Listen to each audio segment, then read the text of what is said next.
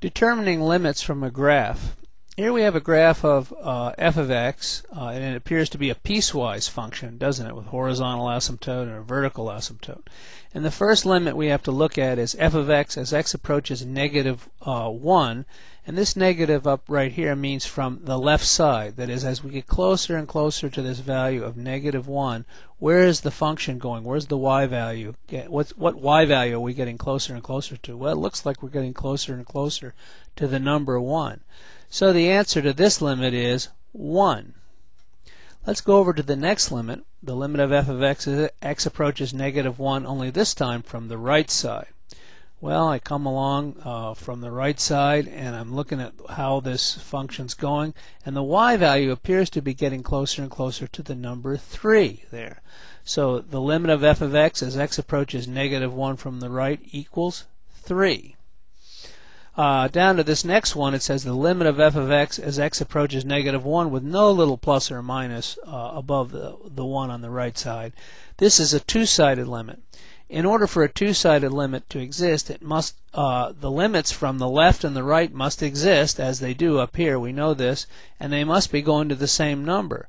But over here we found this one went to 1 and this one went to 3, so they're going to different numbers. So we say this limit does not exist. Here's another limit, the limit of f of x as x approaches negative infinity. So that means as x gets really big without bound here, does this function get closer and closer to anything? And we notice that it gets closer and closer to this horizontal asymptote y equals negative 3.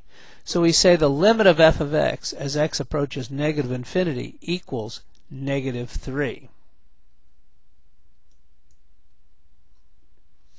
Here's a few more limits. The limit of f of x as x approaches 1 from the left, not negative 1, but 1, positive 1. So we're getting closer and closer to positive 1 here, and it appears the function is y value, or the function value, is getting closer and closer to the number 2. So the answer to this one is 2. Now the limit of f of x as we approach 1 from the right appears to be getting closer to something a little different. Starts down here. It's getting closer and closer to the number negative 1.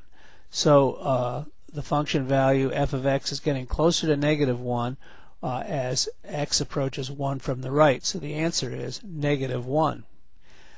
What is function of 1? Does it exist? Yeah, it does, and it happens to be 1. So the limit as we approach 1 from the left, positive 1 from the left, is 2. As we approach it from the right, it's negative 1, but function of 1 is actually 1.